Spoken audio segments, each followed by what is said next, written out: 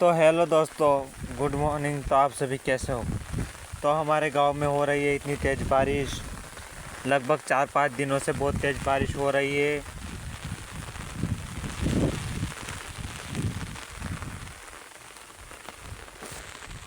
अगर आपको ऐसे गांव के ब्लॉग देखना पसंद है तो चैनल को सब्सक्राइब कर ले। और बारिश बहुत तेज़ हो रही है और ये हमारी फसल है। इधर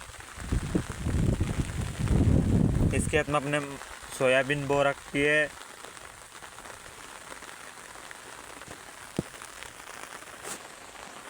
बहुत तेज़ बारिश हो रही है।